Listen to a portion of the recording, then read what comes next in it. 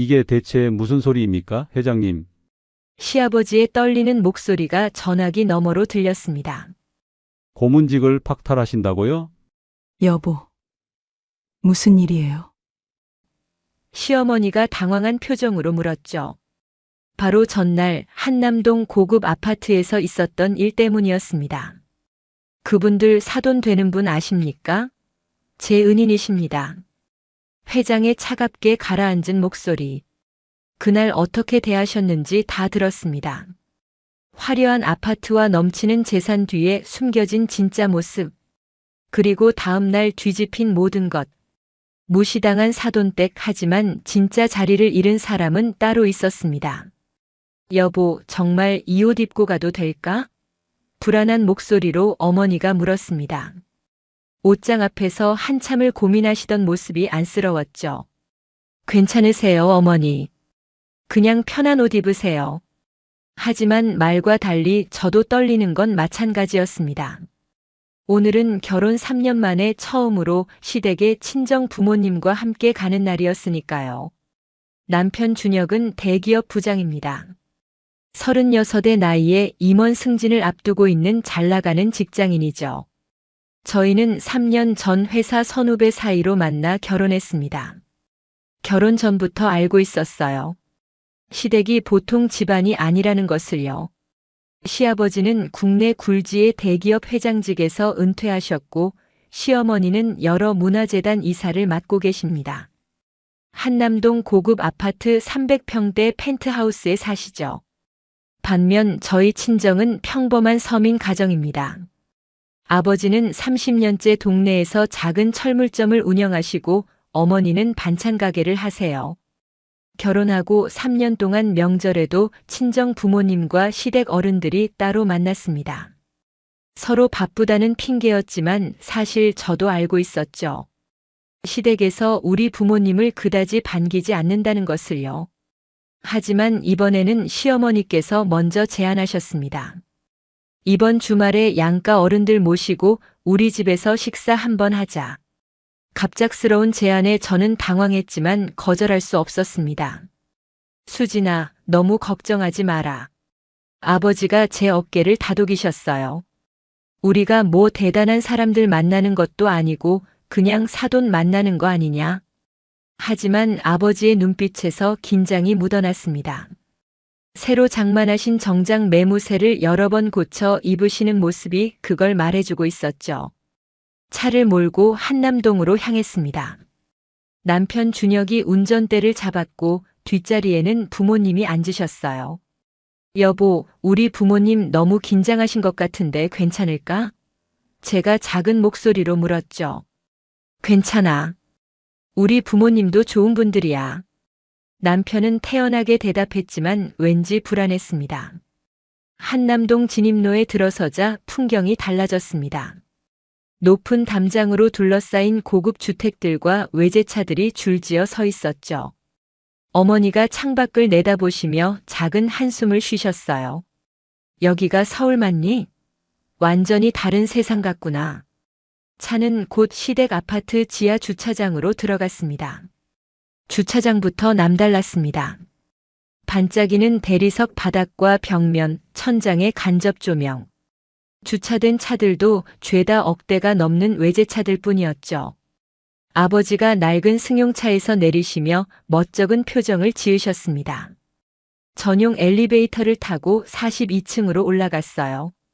엘리베이터 안에는 은은한 향수 냄새가 났고 거울로 된 벽면이 우리 가족의 모습을 비췄습니다. 아버지의 10년 된 정장, 어머니의 수수한 원피스, 남편의 명품 수트와는 확연히 대비되는 모습이었죠. 저는 거울 속 부모님의 표정을 차마 똑바로 볼 수가 없었습니다. 엘리베이터 문이 열리자 넓은 현관 앞이 나타났어요. 초인종을 누르기도 전에 문이 열렸습니다. 어서 오세요. 시어머니가 우아한 미소를 지으며 맞이했습니다. 명품 브랜드 실크 블라우스에 진주 목걸이를 하신 모습이 마치 드라마 속 재벌가 부인 같았죠. 사돈 어른들 처음 뵙겠습니다. 어머니가 90도로 인사하셨어요. 시어머니는 가볍게 고개만 끄덕였습니다. 네, 반갑습니다. 들어오세요. 현관을 들어서자 눈앞에 펼쳐진 광경에 숨이 멎을 것 같았습니다. 거실 한쪽 벽면 전체가 통유리 창이었고 한강과 서울 시내가 한눈에 내려다 보였어요. 천장은 5미터는 좋게 넘어 보였고 샹들리에가 은은한 빛을 뿌리고 있었습니다. 벽에는 유명 화가의 작품들이 걸려 있었고 가구들은 하나같이 고급스러웠죠. 어머니가 작은 목소리로 속삭였어요. 수진아, 여기 집이 아니라 미술관 같구나. 저도 결혼하고 몇 번 와봤지만 올 때마다 압도당하는 기분이었습니다. 이렇게 사는 사람들도 있구나 싶었죠. 아버지는 아무 말 없이 주변을 둘러보고 계셨어요. 평생 좁은 철물점에서 일하신 아버지에게 이 공간은 얼마나 낯설게 느껴질까요? 거실 소파에 시아버지가 앉아 계셨습니다. 회색 캐시미어 가디건을 걸치신 모습이 카리스마 있어 보였어요. 어서 오십시오, 사돈 어른. 시아버지가 자리에서 일어나 악수를 청했습니다. 아버지가 얼른 다가가 두 손으로 악수를 받았죠. 처음 뵙겠습니다. 잘 부탁드립니다. 시아버지는 아버지의 거친 손을 잠깐 쳐다보더니 가볍게 손을 뗐습니다. 자, 일단 앉으시죠. 시어머니가 소파를 가리켰어요. 부모님이 조심스럽게 소파에 앉으셨습니다. 이탈리아 수입 가죽 소파는 앉는 순간 몸이 푹 꺼질 만큼 부드러웠죠. 어머니가 불편한 표정으로 자세를 고쳐 앉으셨어요. 시어머니가 미소를 지으며 말했습니다. 오늘 집에서 간단하게 준비했어요. 일식 오마카세 셰프를 모셨죠. 집에서 오마카세라는 말에 부모님이 당황하신 게 느껴졌습니다. 주방 쪽에서는 하얀 유니폼을 입은 셰프와 보조 2명이 분주히 움직이고 있었어요. 테이블에는 고급 식기들이 정갈하게 놓여 있었습니다. 이런 자리에 초대해 주셔서 감사합니다. 아버지가 조심스럽게 말씀하셨죠. 시아버지가 여유롭게 웃으며 대답했습니다. 뭐요? 이제라도 이렇게 만나게 돼서 다행입니다. 그동안 서로 바빴죠. 바쁘다는 말에 묘한 뉘앙스가 섞여 있었어요. 마치 우리는 바쁜 사람들이고 당신들은 한가한 사람들이라는 느낌이랄까요. 시어머니가 차를 따라주며 물었습니다. 사돈 어르신 어디 사세요? 구로구 쪽에 삽니다. 아버지가 대답하셨죠. 아, 구로구요. 시어머니의 목소리 톤이 미묘하게 변했습니다. 거기도 요즘 재개발 많이 되던데요. 네, 저희 동네는 아직 오래된 집들이 많습니다. 어머니가 조용히 말씀하셨어요. 시아버지가 끼어들었습니다. 요즘 부동산이 워낙 비싸서 힘드시겠어요. 시아버지가 차를 한 모금 마시며 물었습니다. 사돈 어른은 무슨 일 하십니까? 작은 철물점을 합니다. 아버지가 담담하게 대답하셨어요. 30년째 같은 자리에서 하고 있습니다. 아, 철물점이요. 시아버지의 표정이 미묘하게 변했습니다. 요즘 시대에 철물점이 잘 되나요? 인터넷으로 다 사는 시대인데. 동네 단골 손님들이 계십니다. 아버지의 목소리에 자부심이 묻어났죠. 오래 하다 보니 단골이 많아서 꾸준히 찾아주십니다. 시어머니가 어머니를 향해 물었습니다. 사모님은 어떤 일 하세요? 반찬 가게 합니다. 어머니가 조심스럽게 답하셨어요. 아침 일찍부터 밑반찬 만들어서 파는 작은 가게입니다. 아, 그러시구나. 시어머니의 억지 미소가 어색했습니다. 고생이 많으시겠어요. 힘들지 않으세요? 익숙해서 괜찮습니다. 어머니가 겸손하게 대답하셨죠. 하지만 시어머니의 눈빛은 동정 그 자체였어요. 마치 그렇게 힘들게 사시는구나라고 말하는 것 같았습니다. 이때 시아버지가 준혁을 보며 말했습니다. 우리 준혁이는 정말 열심히 해서 벌써 부장까지 올라갔어요. 36에 부장이면 빠른 편이죠. 네, 아버지. 남편이 공손하게 대답했어요. 다 회사에서 기회를 주셔서입니다. 시아버지가 의미심장한 미소를 지었습니다. 기회라. 물론 내가 잘해서이기도 하지만 잠깐의 침묵이 흘렀어요. 시아버지가 이어서 말했습니다. 아마 사돈 어른들은 모르시겠지만 준혁이 회사 회장이 내 후배입니다. 같은 대학 선후배 사이죠. 아버지와 어머니의 표정이 굳었습니다. 그 말의 의미를 눈치채신 거였죠. 회사 일은 실력으로 하는 겁니다. 남편이 어색하게 웃으며 말했어요. 물론이지. 시아버지가 고개를 끄덕였습니다. 하지만 좋은 인맥도 중요한 거 아니겠나. 세상이 그런 거야.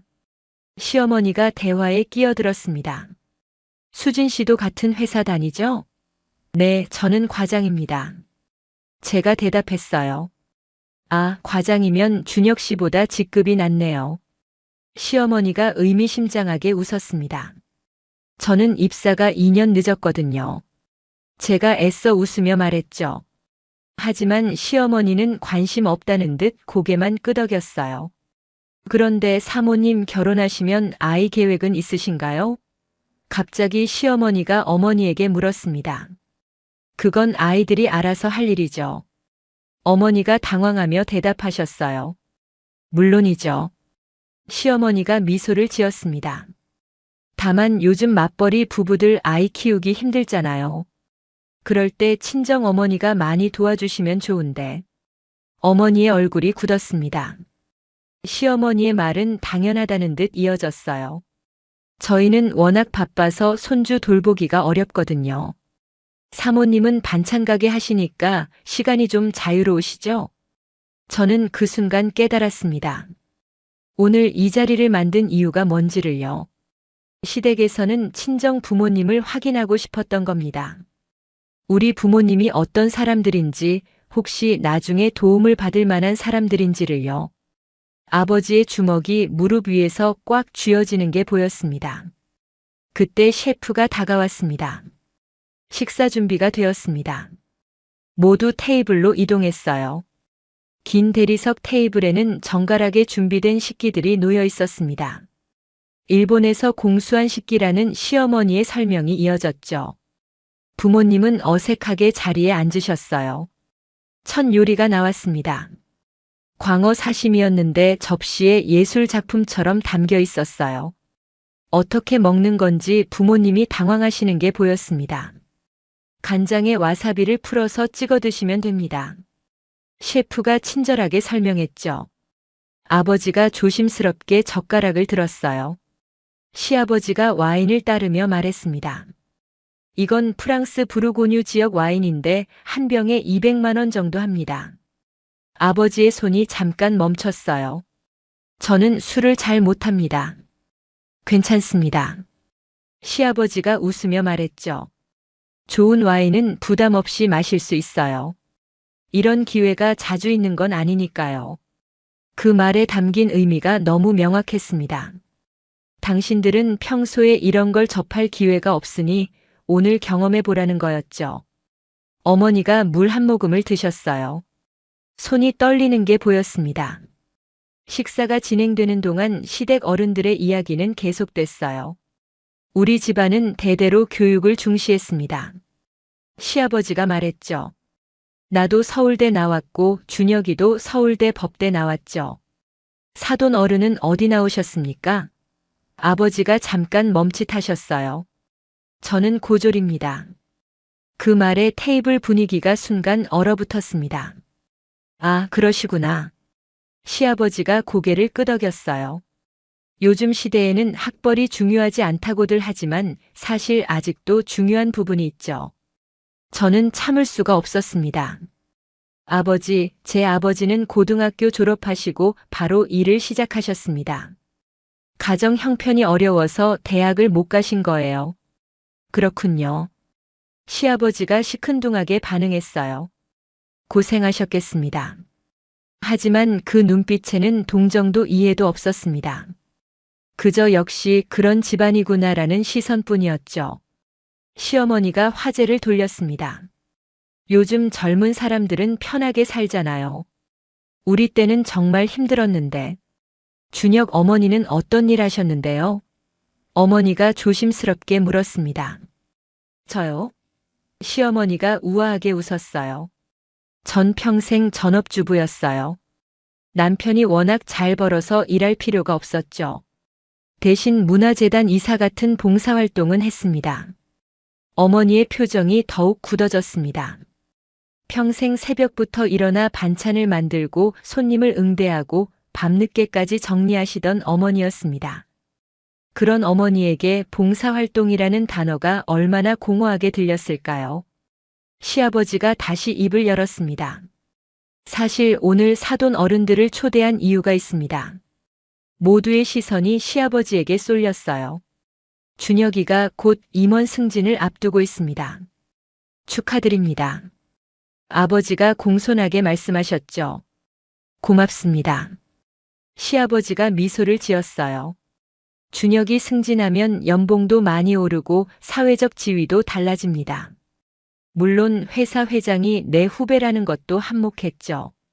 또다시 자신의 인맥을 강조하는 말이었습니다. 남편은 불편한 표정을 지었지만 아무 말도 하지 않았어요. 시아버지가 이어서 말했습니다. 그러니 앞으로 사돈 어른들도 좀 편하게 사실 수 있을 겁니다. 아버지의 얼굴이 창백해졌어요. 무슨 말씀이십니까? 준혁이가 잘 되면 양가 부모님 모두 혜택을 보는 거 아니겠습니까? 시아버지가 당연하다는 듯 말했죠. 병원비나 생활비 같은 것도 준혁이가 도와드릴 수 있을 테고요. 저는 그 순간 온몸에 소름이 돋았습니다. 지금 시아버지는 우리 부모님을 부양 대상으로 취급하고 있었던 겁니다. 국민연금은 받고 계십니다. 아버지가 간신히 목소리를 냈어요. 하지만 금액이 얼마 안 되시죠? 시어머니가 동정 어린 표정을 지었습니다.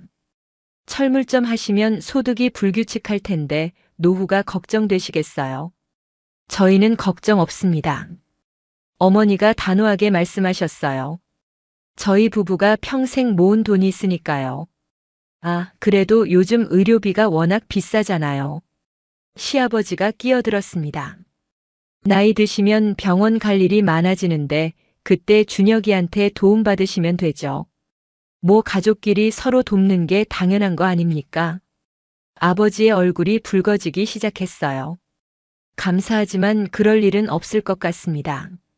왜요? 시아버지가 의아하다는 표정을 지었죠. 도움받을 거 뭐가 부끄럽습니까? 준혁이 벌이가 좋은데. 그런 게 아닙니다. 아버지의 목소리가 떨렸어요. 저희는 스스로 해결할 수 있습니다. 시어머니가 비웃듯 말했습니다. 고집이 세시네요. 요즘 누가 혼자 힘으로 다 합니까? 특히 철물점이나 반찬가게 같은 영세 자영업은 언제 망할지 모르잖아요. 어머니의 눈에 눈물이 고였습니다. 저희 가게는 30년째 잘 운영되고 있습니다. 30년이요? 시아버지가 코웃음을 쳤어요. 그럼 더 문제죠. 30년 된 가게면 이미 노후화됐을 텐데. 요즘 젊은 사람들은 그런데 안 가잖아요. 아버지가 천천히 젓가락을 내려놓았습니다. 시아버지, 한 가지 여쭤보겠습니다. 그럼 시아버지께서는 어떻게 사셨습니까? 뭐가요? 시아버지가 눈살을 찌푸렸죠. 평생 대기업 다니시면서 월급만 받으셨습니까? 아니면 다른 방법으로 돈을 버셨습니까? 분위기가 차갑게 식었습니다. 시아버지의 표정이 굳었어요. 그게 무슨 뜻입니까? 저는 정당하게 일해서 돈을 벌었습니다. 저도 마찬가지입니다. 아버지가 또박또박 말씀하셨죠. 30년간 정직하게 장사해서 돈 벌었습니다. 한 번도 손님을 속인 적 없습니다. 그건 그렇겠죠. 시아버지가 비아냥거렸어요. 하지만 규모가 다르지 않습니까? 내가 움직이는 돈과 사돈이 버는 돈은 자릿수부터 다르죠. 아버지가 숨을 크게 들이마셨습니다. 그렇습니다. 자릿수는 다르죠. 하지만 제 돈은 제 땀으로 번 돈입니다. 당연하죠. 시어머니가 끼어들었어요. 하지만 그래도 현실은 인정하셔야죠. 우리 준혁이 한 달 월급이 사돈 어른 가게 1년 매출보다 많을 겁니다. 저는 더 이상 참을 수가 없었습니다. 어머니, 그런 말씀은 실례입니다. 수진아. 남편이 제 팔을 잡았어요. 진정해. 왜 진정해요? 제가 남편을 뿌리쳤습니다. 지금 시댁 어른들이 우리 부모님한테 무슨 말을 하는지 못 들었어요? 수진 씨. 시어머니가 차갑게 말했죠. 어른들끼리 대화하시는데 왜 끼어드세요? 어른들 대화라고요? 저는 목소리를 높였습니다. 이게 대화입니까? 일방적으로 무시하는 게 대화예요? 시아버지가 테이블을 손바닥으로 쳤습니다. 지금 어디서 버릇없이? 우리가 뭘 잘못했는데? 사실대로 말한 것뿐이잖아. 사실이요? 제가 비웃었습니다. 제 아버지가 30년간 성실하게 일하신 걸 무시하는 게 사실이에요? 제 어머니가 새벽부터 일하시는 걸 영세하다고 깎아내리는 게 사실이고요? 우린 그런 뜻이 아니었어. 시어머니가 짜증 섞인 목소리로 말했어요. 그냥 현실적인 조언을 한 거지. 앞으로 우리 가족이 됐으니까 서로 도우면서 살자는 얘기였어. 도움이요? 제가 되물었습니다. 일방적으로 시혜를 베푼다는 소리 아닌가요? 시아버지가 일어섰습니다. 야, 준혁. 내 마누라 좀 어떻게 안 돼? 이렇게 버릇없는데 어떻게 키웠어? 남편이 난처한 표정으로 저를 쳐다봤어요. 여보, 일단 진정하고. 왜 나보고 진정하래요? 제가 남편을 똑바로 봤습니다. 지금 시댁 어른들이 우리 부모님한테 무슨 짓을 하는지 안 보여요? 아버지가 조용히 일어나셨습니다. 실례했습니다. 저희는 이만 가보겠습니다. 아빠. 제가 아버지를 붙잡았죠. 수진아. 아버지가 제 손을 잡으셨어요. 우리 가자. 어머니도 일어나셨습니다. 가방을 챙기시는 손이 떨리고 있었어요. 야, 사돈. 시아버지가 비웃었습니다. 이렇게 가면 예의도 없는 사람들이라는 게 확실해지는 거야. 아버지가 돌아보셨어요. 예의요? 평생 성실하게 산 사람들을 깔보는 게 예의입니까? 우린 깔본 적 없어. 시어머니가 발끈했죠. 그냥 사실을 말한 것뿐이야. 사실. 아버지가 쓴웃음을 지으셨어요. 30년간 단 하루도 쉬지 않고 일한 게 부끄러운 일입니까? 새벽 5시에 일어나 밤 10시까지 가게를 지킨 게 무시당할 일입니까? 그건 그렇지만 시아버지가 말끝을 흐렸어요. 하지만 현실은 현실이잖아. 돈이 답이야, 이 세상은. 아버지의 눈에서 눈물이 흘렀습니다. 제 인생에서 아버지가 우는 모습을 처음 봤어요. 그래요. 저는 가난한 사람입니다. 아버지의 목소리가 떨렸죠. 하지만 단 한 번도 비굴하게 산 적은 없습니다. 수진아, 가자. 아버지가 저를 잡아 끌었어요. 현관으로 향했습니다. 뒤에서 시어머니의 목소리가 들렸어요. 준혁아, 그냥 보내. 내장인 장모가 저렇게 버릇없는데? 남편은 아무 말도 하지 않았습니다. 엘리베이터를 기다리는 동안 아버지는 눈물을 닦으셨어요. 어머니는 고개를 숙이고 계셨죠. 저는 가슴이 찢어지는 것 같았습니다. 엘리베이터가 도착했어요.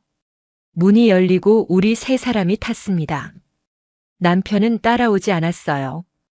엘리베이터 문이 닫히는 순간 시댁 현관 쪽을 봤습니다. 남편이 미안하다는 표정으로 서 있었지만 한 발짝도 나오지 않았어요. 지하 주차장으로 내려갔습니다. 차에 타자마자 어머니가 울음을 터뜨렸습니다. 우리가 뭘 잘못했니? 평생 성실하게 산 게 죄야? 엄마. 제가 어머니를 안았어요. 아니에요. 우리 잘못 없어요. 아버지는 운전대를 잡으셨지만 시동을 걸지 못하셨어요. 한참 동안 그렇게 앉아 계셨죠. 수진아. 아버지가 떨리는 목소리로 말씀하셨습니다. 아빠가 미안하다. 왜요? 제가 울먹였어요. 아빠가 잘못한 게 뭐가 있어요? 아빠가 더 잘났으면. 아버지의 목소리가 끊겼어요. 더 많이 벌었으면. 좋은 대학 나왔으면 너한테 이런 수모를 안 당하게 했을 텐데. 아빠. 저는 아버지를 꼭 안아. 아빠는 제일 훌륭한 사람이에요. 30년간 한결같이 성실하게 사신 거. 그게 얼마나 대단한 건데요. 하지만 세상은 그렇게 안 보더구나. 아버지가 한숨을 쉬셨어요. 돈이 없으면 사람 취급도 못 받는 세상이야. 차 안이 고요했습니다. 한참 뒤 아버지가 시동을 걸었어요. 집으로 가자. 차가 주차장을 빠져나갔습니다. 한남동의 화려한 불빛들이 뒤로 멀어졌죠. 저는 휴대폰을 꺼냈어요. 남편한테서 문자가 와 있었습니다. 미안해. 부모님이 좀 심하셨어. 하지만 이해해줘. 원래 그런 분들이야. 원래 그런 분들. 저는 황당했습니다. 그러니까 앞으로도 계속 그럴 거라는 얘기잖아요. 또 다른 문자가 왔어요. 너희 아버지도 좀 참으시지. 왜 그렇게 예민하게 반응하셔? 저는 휴대폰을 던져버리고 싶었습니다. 지금 내 아버지를 탓하고 있는 거예요? 집에 도착했을 때 남편은 아직 안 와 있었어요. 거실에 앉아 멍하니 있었습니다. 몇 시간이 지났을까요? 현관문이 열리는 소리가 들렸어요. 여보. 남편의 목소리였습니다. 저는 대답하지 않았죠. 남편이 거실로 들어왔어요. 미안해. 오늘 우리 부모님이 좀 심했어. 좀이요? 제가 남편을 쳐다봤습니다. 좀 심했다고요? 그래. 남편이 소파에 앉았어요. 인정해. 말을 좀 심하게 하셨어. 하지만 아기는 없으셨어. 원래 그런 분들이야. 아기가 없다고요? 저는 믿을 수가 없었습니다. 우리 부모님을 거지 취급하는데 아기가 없어요? 그 정도는 아니었잖아. 남편이 짜증을 냈어요. 그냥 현실적인 이야기를 하신 거지. 우리 집이 여유가 있으니까 도와드린다는 얘기였어. 도와드린다고요? 제가 목소리를 높였습니다. 일방적으로 시혜를 베푼다는 소리였잖아요. 우리 부모님이 도움이 필요한 사람들처럼 말하고. 그건 내가 예민하게 받아들인 거야. 남편이 한숨을 쉬었어요. 사실 내 부모님도 나이 드시면 경제적으로 힘드실 거 아냐. 미리 준비하자는 얘기였어. 우리 부모님은 준비돼 있어요. 제가 단호하게 말했죠. 30년 동안 모은 돈이 있고 가게도 있고 연금도 받으세요. 그걸로 충분할까? 남편이 되물었어요. 요즘 의료비가 얼마나 비싼데. 나중에 돈 없어서 고생하시면 어떡하려고. 그때는 우리가 도와드리는 거죠. 제가 말했습니다. 당연히 우리 부모님은 우리가 모셔야죠. 하지만 그건 시댁이 나설 문제가 아니에요. 우린 가족이잖아. 남편이 답답하다는 표정을 지었어요. 가족끼리 서로 돕는 게 뭐가 문제야? 가족이요? 저는 비웃었습니다. 오늘 시댁에서 우리 부모님한테 한 짓이 가족한테 하는 거예요? 철물점이 언제 망할지 모른다고 영세하다고 학력이 낮다고. 그게 가족한테 하는 말이에요? 그건 사실이잖아. 남편이 냉정하게 말했어요. 내 아버지 고졸이시고 가게는 작고 수입도 불규칙하시잖아. 사실을 말한 게 뭐가 잘못이야. 저는 그 순간 남편이 낯설어 보였습니다. 당신도 그렇게 생각했던 거예요? 우리 부모님을 그렇게 봤어요? 여보. 남편이 제 손을 잡으려 했어요. 오해하지 마. 난 내 부모님 좋은 분들이라고 생각해. 하지만 현실은 인정해야지. 우리 집이랑은 격이 다르잖아. 격이요?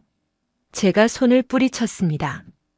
지금 우리 부모님이 당신네 부모님보다 격이 낮다는 거예요? 그런 뜻이 아니야. 남편이 당황했어요. 그냥 경제적으로 차이가 있다는 얘기지. 돈이 전부는 아니잖아. 물론 전부는 아니지. 남편이 인정했어요. 하지만 중요한 건 맞아. 특히 결혼 생활에서는. 저는 할 말을 잃었습니다. 이 사람이 정말 제가 사랑했던 그 사람이 맞나 싶었어요. 여보, 솔직히 말할게. 남편이 진지한 표정을 지었어요. 난 내 부모님 존경해. 30년간 성실하게 사신 것도 알고. 하지만 우리 애들 생각해봐. 나중에 우리 애들한테 뭘 물려줄 수 있을까? 애들은 아직 없잖아요. 제가 말했죠. 있을 거잖아. 남편이 말했어요. 그때를 생각하면 현실적으로 판단해야지. 우리 부모님은 한남동 아파트도 있고 주식이며 부동산이며 자산이 많아. 반면 내 부모님은 말을 끝까지 하세요. 제가 차갑게 말했습니다. 우리 부모님은 뭐라고요? 미안해. 남편이 고개를 숙였어요. 내가 말을 잘못했어. 하지만 있는 그대로 봐야 한다는 거야. 있는 그대로요. 제가 웃었습니다. 그럼 있는 그대로 볼게요. 당신 부모님은 돈은 많지만 인간성은 없어요. 수진아. 남편의 표정이 굳었어요. 우리 부모님을 무시하는 거야? 저도 시댁 어른들 무시하면 안 돼요? 제가 되받아쳤습니다. 시댁에서 우리 부모님한테 한 것처럼 말하면 안 되나요? 그건 다르지. 남편이 목소리를 높였어요. 우리 부모님은 실제로 성공하신 분들이야. 사회적 지위도 있고 재산도 많고. 우리 부모님은 실패한 사람들이에요. 제가 소리쳤습니다. 30년 동안 한결같이 가게 지키고 자식 대학 보내고 빚 없이 사신 게 실패예요? 성공의 기준이 돈밖에 없어요? 세상이 그런 거잖아. 남편이 답답하다는 듯 말했어요. 돈이 있어야 존중받고 돈이 있어야 대접받는 거야. 그럼 돈 없는 사람은 무시받아도 돼요? 제가 물었습니다. 당신도 오늘 시댁에서 우리 부모님 무시당하는 거 봤잖아요. 왜 아무 말도 안 했어요? 뭐라고 하길 바랐어? 남편이 반문했어요. 우리 부모님한테 대들라고. 제 부모님 편을 들어달라고요. 제가 울먹였습니다. 그건 좀. 남편이 말을 흐렸어요. 우리 부모님이 그렇게 화내실 줄 몰랐어. 평소엔 안 그러시거든. 평소에도 그러셨을 거예요. 제가 단호하게 말했죠. 당신이 몰랐을 뿐이지. 아니면 알면서도 못 본 척 했거나. 수진아, 제발. 남편이 제 손을 잡았어요. 우리 싸우지 말자. 난 내 편이야. 진짜로. 그럼 증명해봐요. 제가 남편을 똑바로 봤습니다. 내일 시댁에 가서 사과하라고 하세요. 우리 부모님한테 한 말들 사과하시라고요. 그건 좀 어려울 것 같은데. 남편이 난처한 표정을 지었어요. 우리 부모님이 잘못했다고 생각 안 하시거든. 그럼 전 더 이상 시댁에 안 갈 거예요. 제가 선언했습니다. 우리 부모님 무시하는 집에 왜 가요? 여보, 그렇게 극단적으로 나가지 마. 남편이 당황했어요. 그냥 시간 두고 천천히 풀어가자. 안 돼요. 저는 고개를 저었습니다. 지금 당장 정리해야 해요. 뭘 정리한다는 거야? 남편이 불안한 표정을 지었어요. 관계요. 제가 냉정하게 말했습니다. 우리 부모님과 시댁의 관계. 그리고 우리 관계도요. 수진아, 설마. 남편의 얼굴이 하얗게 질렸어요. 이혼하자는 거야? 그건 아니에요. 제가 한숨을 쉬었습니다. 하지만 당신이 제 편인지 확실히 해야겠어요. 오늘처럼 시댁 편만 드실 거면 우리 결혼 생활 의미가 없어요. 난 내 편이라니까. 남편이 강하게 말했어요. 그냥 부모님 얼굴 좀 봐줘야 하는 입장이었던 거지. 앞으로는 신경 쓸게. 정말요? 제가 물었죠. 그럼 내일 당장 시댁에 전화해서 사과하라고 하세요. 우리 부모님한테 직접 사과 전화하시라고요. 그건 남편이 망설였어요. 좀 시간을 줘. 부모님 설득하는 게 쉽지 않아. 역시 안 되는군요. 저는 침대로 가서 이불을 챙겼습니다. 뭐 해? 남편이 물었어요. 당분간 친정에 있을 거예요. 제가 가방에 옷을 넣기 시작했죠. 수진아, 이러지 마. 남편이 제 팔을 잡았어요. 우리 이야기 더 해보자. 더 이상 할 말 없어요. 저는 남편의 손을 뿌리치고 짐을 챙겼습니다. 당신이 선택하세요. 저랑 우리 부모님이냐 아니면 시댁이냐. 왜 꼭 선택해야 해? 남편이 답답해했어요. 다 가족인데 같이 잘 지낼 수 있잖아. 오늘 시댁에서 한 짓 보고도 그 말 할 수 있어요? 제가 되물었습니다. 우리 부모님이 얼마나 상처받으셨는지 알아요? 알아. 남편이 인정했어요. 그래서 미안하다고 했잖아. 미안하다는 말로 끝날 문제가 아니에요. 저는 가방을 들었습니다. 진짜 미안하면 행동으로 보여주세요. 시댁 어른들한테 잘못했다고 말하고 우리 부모님한테 사과하게 하세요. 그때까지 전 친정에 있을게요. 수진아. 남편이 절박하게 불렀지만 저는 돌아보지 않았습니다. 집을 나섰어요. 새벽 1시였습니다. 택시를 타고 친정으로 향했죠. 부모님은 아직 안 주무시고 계셨어요. 거실에 불이 켜져 있었습니다. 초인종을 눌렀어요. 수진아? 아버지가 문을 열어주셨습니다. 이 밤에 왜? 아빠. 저는 아버지 품에 안겨 울음을 터뜨렸습니다. 수진아, 일어났니? 어머니가 밥상을 차리고 계셨어요. 아침 먹어라. 아버지는 벌써 가게 나가셨어요. 엄마, 아빠 괜찮으세요? 제가 조심스럽게 물었습니다. 괜찮아. 어머니가 애써 웃으셨죠. 어젯밤 한숨도 못 주무셨을 거예요. 새벽까지 아버지와 이야기하시는 소리가 들렸거든요. 식탁에 앉았습니다. 된장찌개와 김치, 계란말이. 평범한 아침 식탁이었지만 어제 본 한남동 아파트의 화려한 식사보다 훨씬 따뜻했어요. 엄마, 미안해요. 제가 눈물을 흘렸습니다. 제 때문에 상처받으셨죠? 무슨 소리야? 어머니가 제 손을 잡으셨어요. 내 잘못이 아니야. 오히려 우리가 미안하지. 아니에요. 제가 고개를 저었습니다. 시댁이 잘못한 거예요. 그런데 남편이 시댁 편만 드니까 화가 나요. 준혁이도 어려운 입장이었을 거야. 어머니가 이해하려 하셨어요. 부모님이시니까. 입장이 어렵다고 우리 편을 안 들어요? 저는 답답했습니다.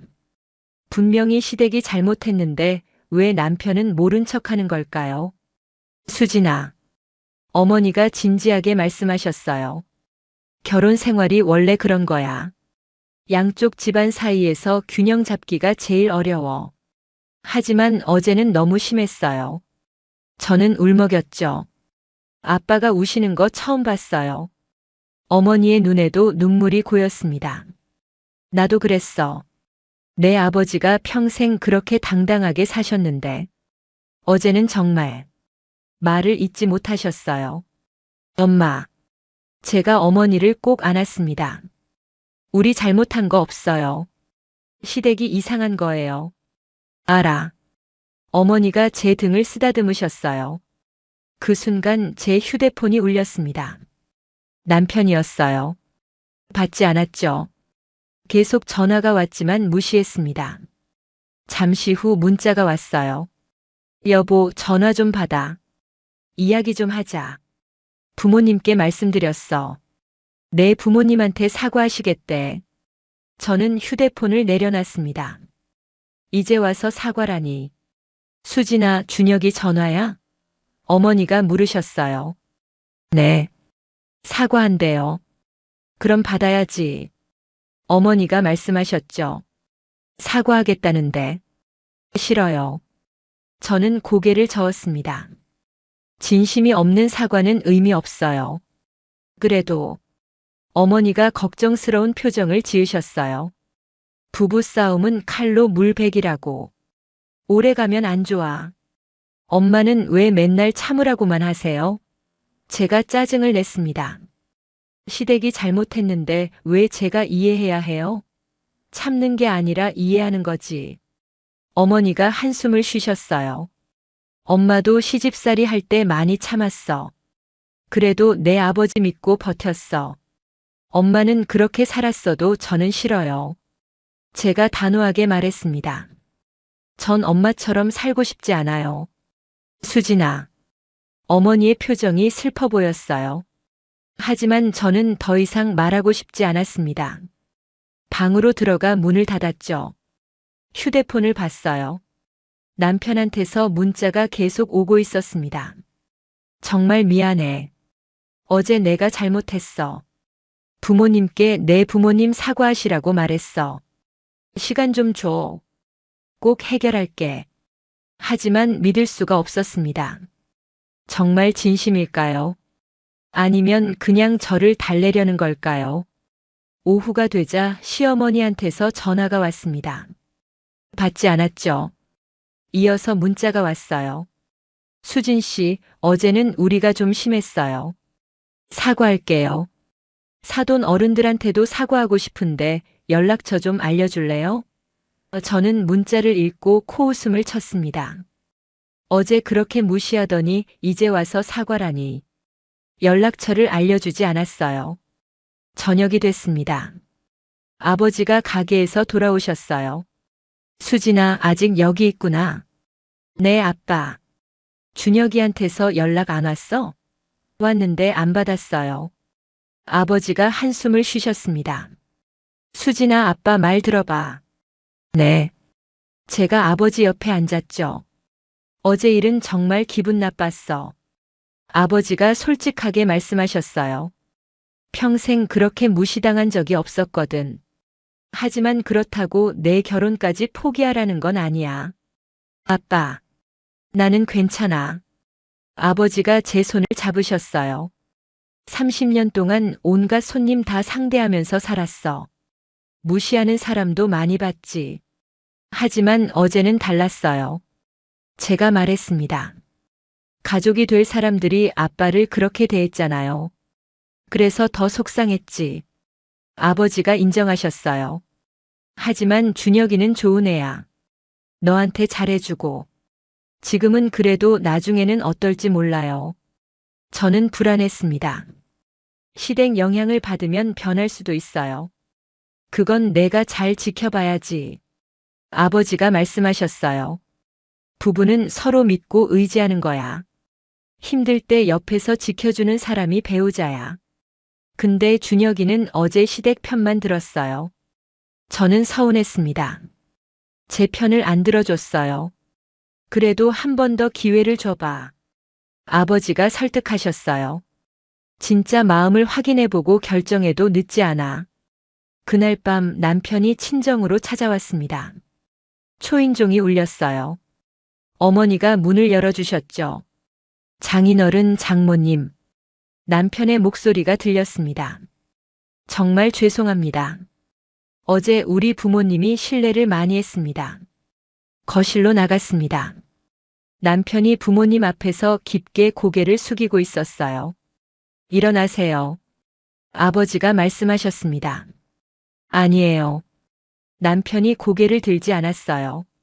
정말 죄송합니다. 저도 그 자리에서 장인어른 편을 들었어야 했는데. 준혁 씨. 어머니가 남편을 일으켜 세우셨어요. 우리한테 사과할 게 아니라 내 부모님이 직접 사과하셔야죠. 부모님도 사과하고 싶어 하십니다. 남편이 말했어요. 내일 다시 뵙고 싶다고 하시는데 시간 내주실 수 있으신지요? 아버지와 어머니가 서로를 쳐다보셨습니다. 그러시죠, 뭐. 아버지가 마지못해 동의하셨어요. 감사합니다. 남편이 다시 고개를 숙였어요. 그리고 저를 봤습니다. 여보, 이야기 좀 할 수 있을까? 저는 대답 없이 밖으로 나갔습니다. 남편이 따라왔어요. 아파트 단지 벤치에 나란히 앉았죠. 미안해. 남편이 먼저 입을 열었습니다. 어제 내가 정말 잘못했어. 내 편을 들었어야 했는데. 이제 와서 사과해요? 제가 차갑게 말했습니다. 어제 그 자리에서 했어야죠. 그 순간엔 어떻게 해야 할지 몰랐어. 남편이 변명했어요. 우리 부모님이 그렇게까지 하실 줄 몰랐거든. 평소에도 그러셨을 거예요. 제가 단호하게 말했죠. 당신이 몰랐을 뿐이지. 아니면 알면서도 못 본 척 했거나. 인정해. 남편이 고개를 숙였어요. 우리 부모님이 좀 그런 면이 있어. 경제적으로 여유가 있다 보니까 다른 사람들을 좀 내려보는 경향이 있지. 알면서 왜 말리지 않았어요? 제가 물었습니다. 그동안 몇 번이나 기회가 있었을 텐데. 말려도 안 들으셔. 남편이 한숨을 쉬었어요. 워낙 고집이 세신 분들이라. 그럼 앞으로도 계속 그럴 텐데요. 저는 불안했습니다. 우리 부모님을 계속 무시하실 거 아니에요. 그래서 내일 만나서 확실히 하려고. 남편이 제 손을 잡았어요. 우리 부모님한테 내 부모님 절대 무시하지 말라고 단단히 말했어. 정말요? 그래. 남편이 고개를 끄덕였어요. 앞으로는 내가 확실하게 선을 그을게. 내 부모님이 상처받지 않도록. 어서 오십시오. 아버지가 현관에서 맞이하셨습니다. 사돈 어른. 시아버지가 어색하게 인사했어요. 안으로 들어오시죠. 어머니가 문을 열어주셨습니다. 시댁 어른들이 우리 집에 들어오셨어요. 한남동 펜트하우스와는 천지 차이인 우리 집을 둘러보는 시선이 느껴졌습니다. 좁은 거실, 오래된 가구, 낡은 벽지. 모든 게 대비되는 공간이었죠. 시어머니의 표정에서 불편함이 묻어났어요. 앉으시죠. 아버지가 소파를 가리켰습니다. 시댁 어른들이 조심스럽게 앉으셨어요. 어머니가 차를 내오셨습니다. 평범한 보리차였죠. 사돈 어른. 시아버지가 입을 열었습니다. 어제 제가 실례를 많이 했습니다. 정말 죄송합니다. 그리고 깊게 고개를 숙였어요. 시어머니도 따라서 고개를 숙였죠. 저도 죄송해요. 말을 너무 함부로 했어요. 아버지는 아무 말씀도 하지 않으셨습니다. 그저 차를 한 모금 드셨을 뿐이에요. 변명의 여지가 없습니다. 시아버지가 계속 말했어요. 제가 오랫동안 높은 자리에 있다 보니 다른 사람을 배려하는 마음을 잊고 살았습니다. 사돈 어른께 큰 상처를 드렸죠. 어머니도 눈물을 훔치셨어요. 30년 동안 성실하게 사신 것을 깎아내리는 말을 했습니다. 정말 죄송합니다. 그 말들이 진심일까요? 저는 의심스러웠습니다. 정말 반성하는 걸까 아니면 그냥 형식적인 사과일까? 시아버지의 표정을 자세히 봤어요. 불편함이 역력했습니다. 억지로 참고 있는 것처럼 보였죠. 사돈. 아버지가 드디어 입을 여셨습니다. 말씀은 고맙게 들었습니다. 하지만 진심이 느껴지지 않는군요. 시아버지의 얼굴이 굳었어요. 무슨 말씀이십니까? 진심으로 사과드리는 겁니다. 그러십니까? 아버지가 차를 내려놓으셨어요. 그럼 한 가지 묻겠습니다. 어제 하신 말씀들 정말 잘못됐다고 생각하십니까? 그야 물론이죠. 시아버지가 대답했어요. 제가 경솔했습니다. 어떤 부분이 경솔했다고 생각하시죠? 아버지가 다그쳤습니다. 구체적으로 말씀해 주시겠습니까? 시아버지가 당황했어요. 그건 말문이 막힌 거였습니다. 정확히 뭐가 잘못됐는지 모르는 거죠. 제가 끼어들었습니다. 시아버님, 우리 아버지 직업을 무시하신 것, 학력을 깎아내리신 것, 가게가 언제 망할지 모른다고 하신 것, 우리 어머니 보고 손주 봐달라고 당연하게 요구하신 것, 이 모든 게 잘못이에요. 시아버지의 얼굴이 붉어졌습니다. 그건 시어머니가 대신 말했어요. 우리가 표현이 서툴렀어요. 좋은 뜻으로 한 말인데 오해를 샀네요. 오해가 아닙니다. 아버지가 단호하게 말씀하셨어요. 분명히 무시하는 투로 말씀하셨죠. 우리 가족을 아래로 보신 겁니다. 그건 오해십니다. 시아버지가 강하게 부인했어요. 그럼 어제 하신 말씀 다시 해보시겠습니까? 아버지가 물으셨습니다. 요즘 젊은 사람들은 편하게 산다, 철물점이 언제 망할지 모른다, 우리 아들 덕분에 편하게 살 수 있다, 이런 말들이요. 시아버지가 입을 다물었습니다. 할 말이 없는 거였죠. 사돈. 어머니가 조용히 말씀하셨어요. 우리가 가난하게 사는 건 맞아요. 한남동 아파트 같은 집도 없고 비싼 차도 없죠. 하지만 우리 나름대로 자부심을 가지고 살아왔어요. 그걸 깎아내리시면 안 됩니다. 장모님, 시어머니가 변명했어요. 우리 그런 뜻이 아니었어요. 그럼 무슨 뜻이었습니까? 어머니가 되물으셨어요. 30년 동안 반찬 가게 하면서 손님들한테 한 번도 무시당한 적 없어요. 근데 어제는 제 인생에서 처음으로 그런 대접을 받았어요. 가족이 될 사람들한테서요. 시어머니가 고개를 숙였습니다. 사실대로 말씀드리죠. 아버지가 자리에서 일어나셨어요. 우리는 받아들일 수 없습니다. 이 사과를요. 아버지. 남편이 놀라서 일어났어요. 왜냐하면 진심이 아니니까요. 아버지가 시댁 어른들을 쳐다보셨어요. 억지로 하는 사과는 오히려 모욕입니다. 사돈 제발. 시아버지가 다급해졌어요. 우리 정말 잘못했습니다. 용서해 주십시오. 용서는 하겠습니다. 아버지가 말씀하셨어요. 하지만 앞으로는 만나지 맙시다. 무슨 말씀이십니까? 시아버지가 당황했어요. 준혁이와 수진이는 부부인데 아이들은 아이들끼리 살면 됩니다. 아버지가 단호하게 말씀하셨어요. 우리는 더 이상 왕래하지 않겠습니다. 장인어른. 남편이 다급하게 말했어요. 그러시면 안 됩니다. 우리 다 가족인데요. 가족이라고 해서 다 같이 지낼 필요는 없어. 아버지가 냉정하게 말씀하셨습니다. 서로 상처만 주는 관계라면 차라리 멀리하는 게 낫지. 시아버지의 얼굴이 일그러졌어요.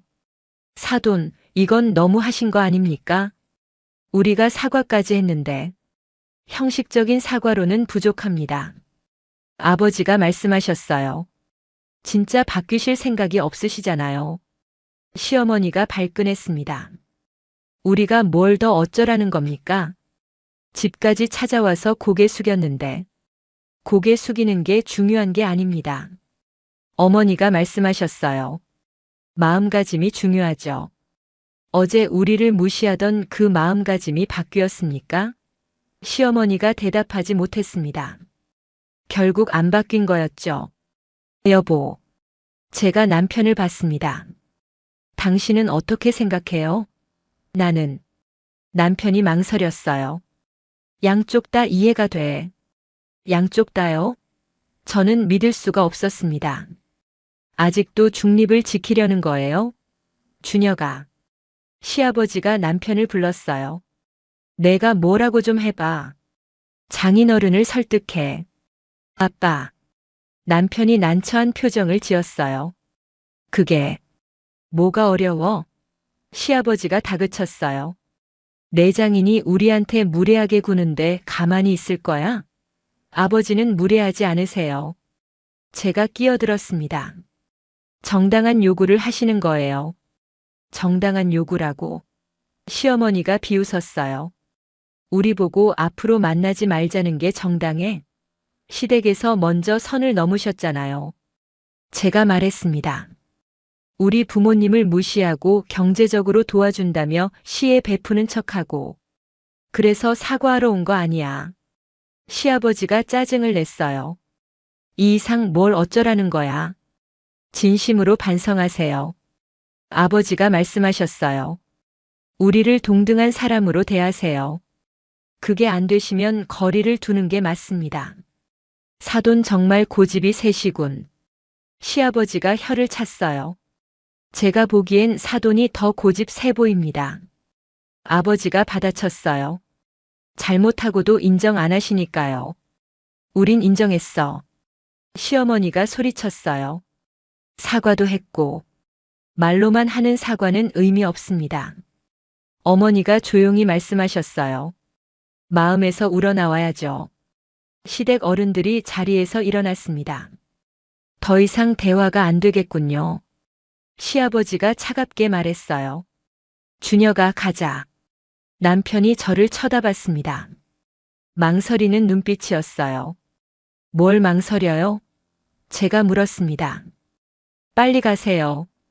수진아. 남편이 제 손을 잡으려 했어요. 저는 손을 뒤로 뺐습니다. 당신도 결정하세요. 저랑 우리 부모님이냐 시댁이냐. 왜 자꾸 선택하라고 해. 남편이 답답해했어요. 다 같이 잘 지낼 수 있잖아. 오늘 보고도 그 말 할 수 있어요? 저는 비웃었습니다. 시댁 어른들이 태도 바꿀 것 같아요? 준혁아. 시아버지가 강하게 불렀어요. 빨리 안 와?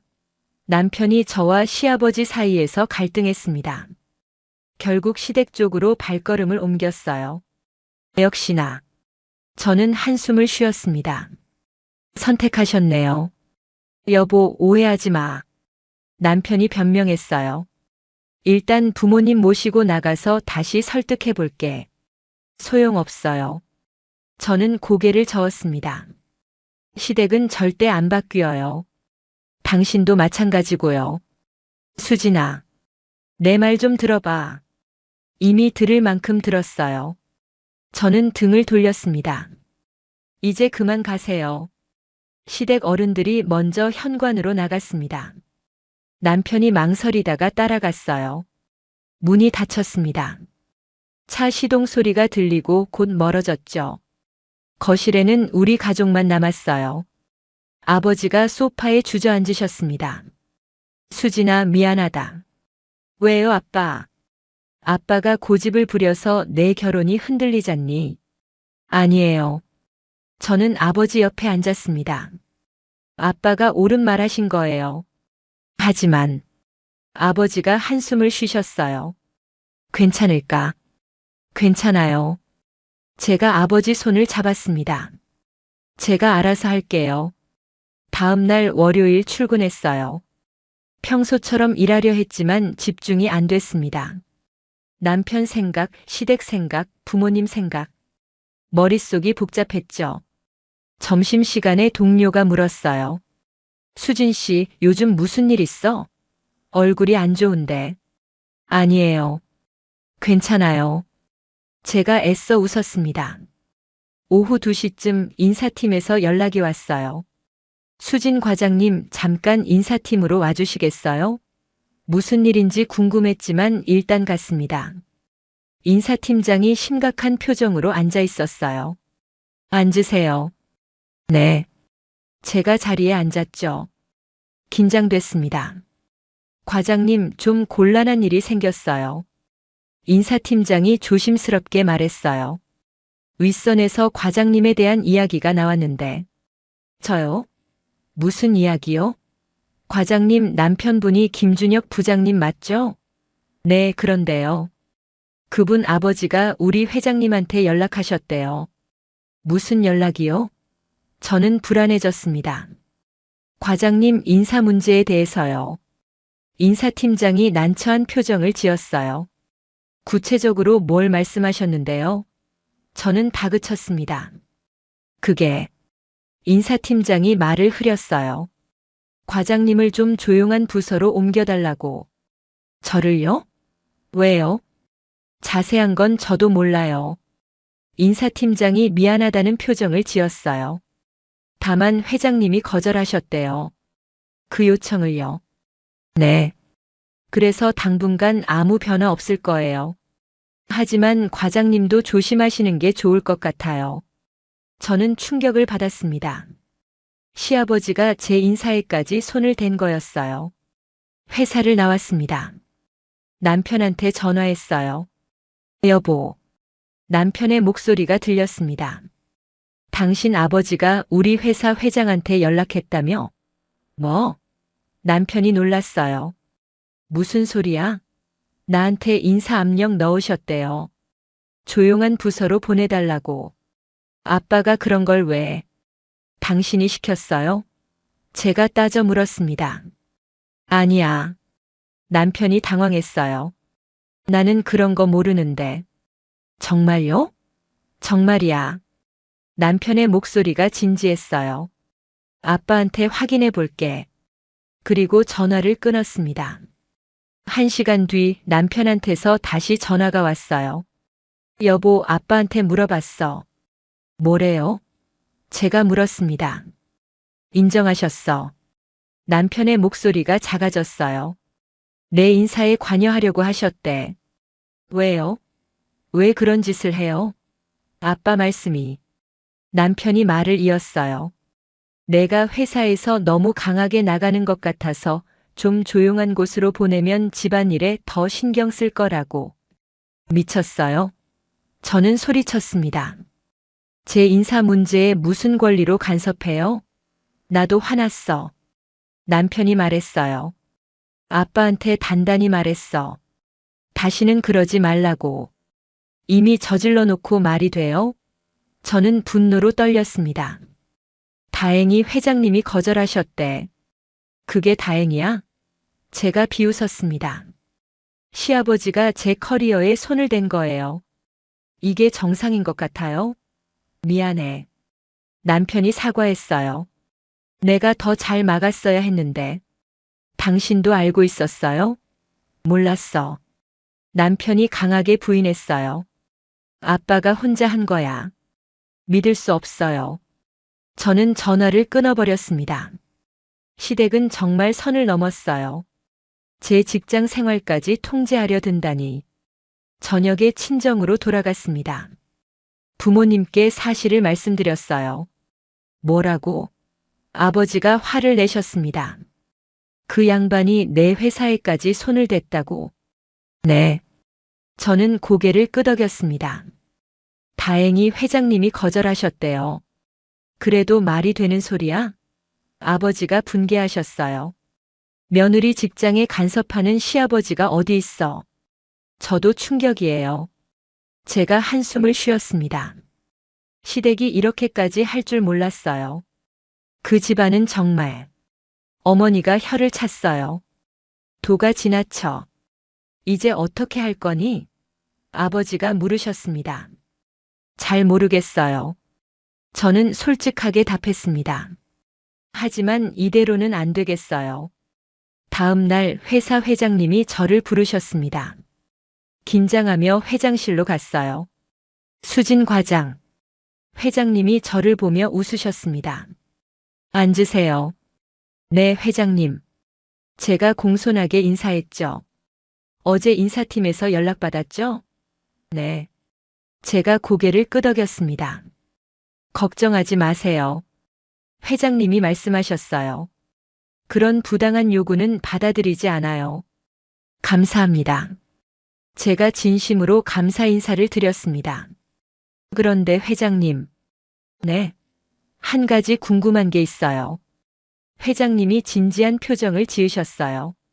과장 시아버지 되시는 분이 누군지 아시죠? 네, 압니다. 그분이 예전에 나한테도 연락한 적 있어요. 그러셨어요? 과장 남편 승진 문제로요. 회장님이 말씀하셨어요. 인맥을 이용해서 압력을 넣더군요. 저는 그제야 깨달았습니다. 남편의 승진에도 시아버지가 개입했던 거예요. 하지만 거절했어요.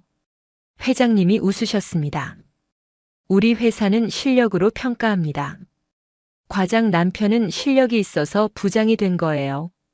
다행이네요. 제가 안도의 한숨을 쉬었습니다. 그런데 회장님. 네. 사실은 말이죠. 회장님이 잠깐 멈추셨어요.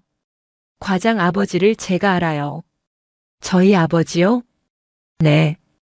회장님이 고개를 끄덕이셨어요. 30년 전에 제가 처음 사업 시작할 때 과장 아버지 철물점에서 많은 도움을 받았어요. 정말요? 저는 놀랐습니다. 네. 당시 저는 돈이 없었어요. 회장님이 회상하셨죠. 공사 자재를 외상으로 사야 했는데 아무도 안 믿어줬어요. 그런데 과장 아버지만 믿어주셨어요. 저는 감동했습니다. 그런 일이 있었군요. 반년 넘게 외상값을 못 갚았는데도 한 번도 재촉하지 않으셨어요. 회장님의 목소리가 따뜻했습니다. 오히려 격려해 주시고 힘내라고 하셨죠. 나중에 사업이 잘 돼서 갚으려 갔더니 회장님이 웃으셨어요. 이자는 절대 안 받으신다고 하시더군요. 원금만 갚으래요. 그게 우리 아버지시네요. 저는 뿌듯했습니다. 그래서 제가 그분 딸인 과장을 뽑았어요. 회장님이 말씀하셨습니다. 은혜를 갚고 싶었거든요. 몰랐습니다. 물론 과장도 실력이 있어서 뽑은 거예요. 회장님이 덧붙이셨죠. 하지만 아버지 인연도 작용했어요. 감사합니다. 제가 깊게 고개를 숙였습니다. 그래서 과장 시아버지가 압력 넣을 때 더 화가 났어요. 회장님의 표정이 굳어졌습니다. 은혜를 갚으려는 사람한테 인맥으로 압력을 넣다니요. 정말 송구합니다. 제가 사과했어요. 과장 잘못이 아니에요. 회장님이 손을 저으셨습니다. 하지만 조심하세요. 그런 시댁과 계속 지내는 게 좋을지 생각해 보세요. 네, 명심하겠습니다. 회장실을 나왔습니다. 복잡한 심경이었어요. 아버지가 그런 분이셨다니. 저도 몰랐던 과거였죠. 그날 저녁 아버지께 여쭤봤습니다. 아빠, 우리 회사 회장님 아세요? 회장님? 아버지가 고개를 갸웃하셨어요. 누군데? 장민호 회장님이요. 30년 전에 아빠한테 외상으로 자재 사가셨대요. 아, 그 청년. 아버지가 기억해내셨어요. 잘 됐구나. 왜 말 안 하셨어요? 제가 물었습니다. 그냥 손님 중 한 명이었는데 뭘. 아버지가 대수롭지 않게 말씀하셨어요. 그분이 저 뽑아주신 이유 중 하나래요. 그냥 어려워 보여서 도와준 것뿐이야. 그게 대단한 거예요. 제가 아버지를 꼭 안았습니다. 한남동 아파트나 비싼 차보다 훨씬 값진 거예요. 아버지의 눈에 눈물이 맺혔어요. 우리 딸. 다음 날 남편이 회사로 찾아왔습니다. 점심시간에 로비에서 만났죠. 여보, 이야기 좀 하자. 남편이 간절하게 말했어요. 할 말 없어요. 저는 차갑게 대답했습니다. 제발. 남편이 제 손을 잡았어요. 우리 이렇게 끝낼 수 없잖아. 시아버지가 제 인사에 손댄 거 알죠? 알아. 남편이 고개를 끄덕였어요. 정말 미안해. 그게 끝이에요? 제가 물었습니다. 미안하다는 말로 끝? 뭘 더 어떻게 해? 남편이 답답해했어요. 아빠한테 단단히 말했고 다시는 그러지 말라고 했어. 믿을 수 없어요. 저는 고개를 저었습니다. 시아버지는 절대 안 바뀌어요. 당신도 마찬가지고요. 나는 바뀔 수 있어. 남편이 강하게 말했어요. 앞으로는 확실하게 내 편을 들게. 정말요? 제가 비웃었습니다. 그동안 몇 번이나 똑같은 말 했어요? 이번엔 다르다니까. 남편이 다급했어요. 진심이야. 증명해봐요. 제가 남편을 똑바로 봤습니다. 어떻게? 시댁하고 선을 긋겠다고 말하세요. 그건 좀. 남편이 망설였어요. 부모님인데 어떻게 선을 그어? 역시 못하시는군요. 저는 일어났습니다. 이제 그만 만나요. 우리 대화는 평행선이에요. 수진아. 남편이 제 팔을 붙잡았어요. 나요. 제가 뿌리쳤습니다. 당신은 절대 선택 못해요. 시댁과 저 사이에서. 그러니까 저도 선택할게요. 무슨 선택? 남편의 얼굴이 하얗게 질렸어요. 이혼이요. 제가 차갑게 말했습니다. 이혼하죠. 수진아, 제발. 남편이 애원했어요. 다시 생각해봐. 이미 충분히 생각했어요. 저는 단호했습니다. 이 결혼은 계속할 수 없어요. 시댁 때문만이 아니에요. 당신 때문이에요. 나? 남편이 자신을 가리켰어요. 내가 뭘 잘못했는데. 끝까지 모르시네요. 저는 한숨을 쉬었습니다. 그게 문제예요. 본인이 뭘 잘못했는지도 모른다는 게요.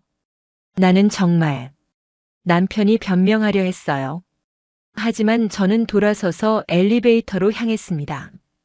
뒤에서 남편이 불렀지만 돌아보지 않았어요. 그날 저녁 친정에서 부모님께 말씀드렸습니다. 이혼하려고요. 아버지와 어머니가 놀랐어요. 수진아, 너무 성급한 거 아니니?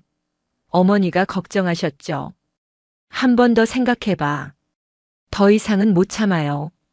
제가 말했습니다. 남편도 시댁도 절대 안 바뀌어요. 그래도 부부인데. 아버지가 말씀하셨어요. 쉽게 결정할 일이 아니야. 저도 알아요. 제가 고개를 끄덕였습니다. 하지만 이미 마음을 정했어요. 이대로 사는 건 저한테도 남편한테도 불행이에요. 부모님은 더 이상 말리지 않으셨어요. 제 결정을 존중해 주신 거였죠. 변호사를 만났습니다. 이혼 상담을 받았어요. 협의 이혼이 가능한 상황이었죠. 재산 분할도 복잡하지 않았고요. 남편한테 이혼 의사를 공식적으로 통보했습니다. 문자로 보냈어요. 이혼 변호사 선임했어요. 협의 이혼 진행하겠습니다. 곧 남편한테서 전화가 왔습니다. 받지 않았어요. 계속 울렸지만 무시했죠. 문자가 쏟아졌습니다. 제발 다시 생각해봐. 우리 만나서 이야기하자. 이혼만은 안 돼. 하지만 제 마음은 변하지 않았어요. 며칠 후 시어머니한테서 전화가 왔습니다. 이번엔 받았어요. 수진 씨. 시어머니의 목소리가 차가웠습니다. 이혼이 뭐예요? 제 결정입니다. 제가 담담하게 답했죠.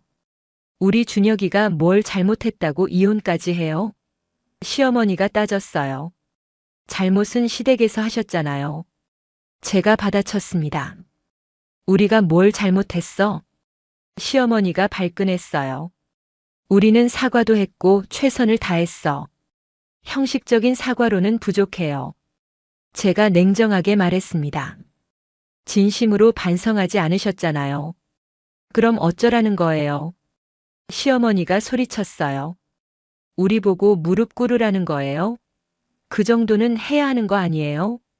제가 되물었습니다. 우리 부모님한테 하신 짓 생각하면요. 우린 그럴 수 없어. 시어머니가 단호하게 말했어요.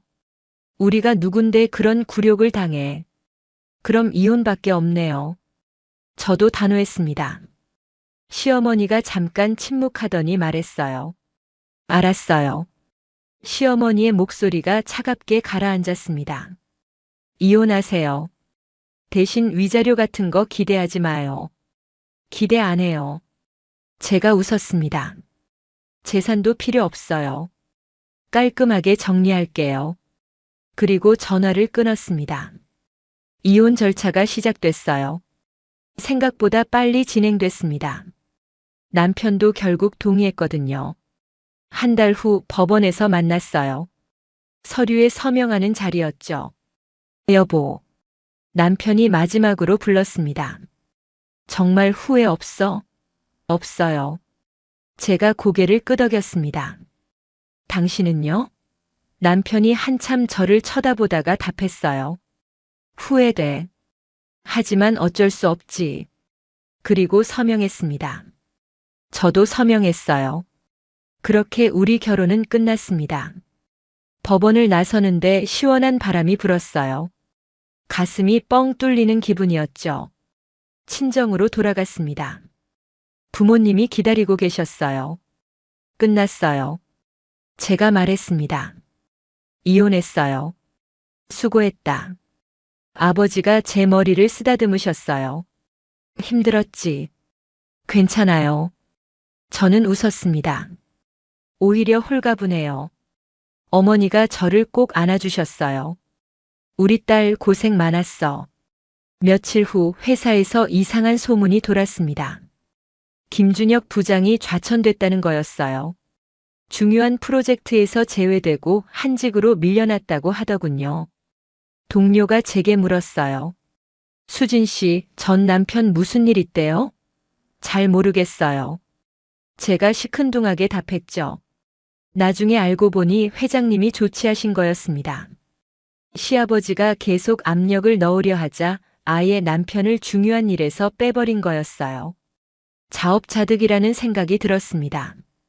그리고 더 놀라운 소식을 들었어요. 시아버지가 맡고 계시던 여러 회사 고문직에서 해임됐다는 거였죠. 이유는 간단했습니다. 과거 인맥으로 부당한 압력을 넣은 게 알려지면서 평판이 나빠진 거였어요.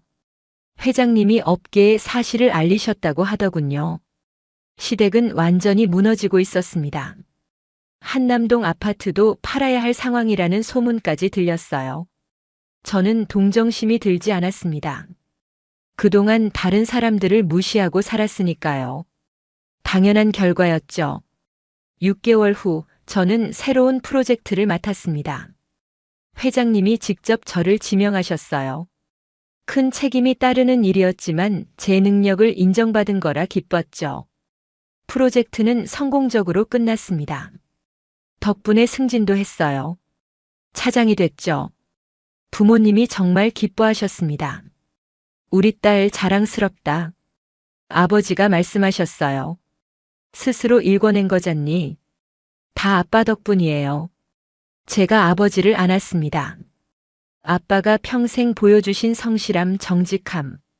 그게 저를 만든 거예요. 어머니도 눈물을 훔치셨어요. 우리 딸 정말 잘 컸어. 그날 저녁 회장님이 식사 자리를 마련해 주셨어요. 축하한다는 의미였죠. 부모님도 함께 초대하셨습니다. 고급 레스토랑이었지만 한남동 아파트에서의 그날과는 달랐어요. 따뜻하고 편안한 분위기였죠. 사장님, 아버지가 회장님께 인사하셨어요. 그때 도와주신 거 아직도 기억하고 있습니다. 저야말로요. 회장님이 웃으셨어요. 사장님 덕분에 지금의 제가 있습니다. 과거 은혜를 절대 잊지 않고 있어요. 두 분이 악수하시는 모습을 보며 깨달았습니다. 진짜 품격은 돈이나 지위가 아니라 사람을 대하는 태도에서 나온다는 것을요. 1년 후 우연히 예전 남편을 마주쳤습니다. 회사 로비에서였어요. 수진아. 남편이 저를 불렀습니다. 아니, 이제는 전 남편이죠. 안녕하세요. 제가 공손하게 인사했어요. 잘 지내? 전 남편이 물었죠. 네, 덕분에요. 제가 웃으며 답했습니다. 너 승진했다며. 축하해. 고마워요. 그쪽은 어때요? 전 남편의 얼굴이 어두워졌어요. 그냥 그래. 회사 생활 힘들지만. 그러시겠어요. 제가 담담하게 말했습니다. 수진아. 전 남편이 주저하다가 말했어요. 나 후회해. 그때 내 편을 들 걸 그랬어. 이미 지난 일이에요. 제가 고개를 저었습니다. 후회해도 소용없어요. 알아. 전 남편이 쓴웃음을 지었어요. 그냥 말하고 싶었어. 잘 살아요. 제가 마지막 인사를 하고 돌아섰습니다. 뒤를 돌아보지 않았어요. 더 이상 미련도 없었으니까요. 지금 저는 행복합니다. 일도 잘 되고 부모님도 건강하시고 무엇보다 제 선택을 후회하지 않아요. 한남동 고급 아파트보다 비싼 외제차보다 화려한 겉모습보다 진짜 중요한 건 사람의 본질이라는 걸 배웠으니까요. 아버지의 30년 성실함이, 어머니의 헌신이, 회장님의 감사하는 마음이 그게 진짜 품격이고 가치라는 걸 알게 됐죠. 그리고 무엇보다 나 자신을 지키는 게 가장 중요하다는 것도요. 오늘도 저는 당당하게 살아갑니다. 제 부모님처럼 제 능력으로 제 방식대로요. 오늘 이야기 좋으셨다면 구독, 댓글, 알람 설정 부탁드립니다. 기억정원 채널을 시청해 주셔서 감사합니다. 여러분의 소중한 댓글 하나가 영상 제작에 큰 힘이 됩니다. 항상 감사드리며 다음 영상에서 또 만나요.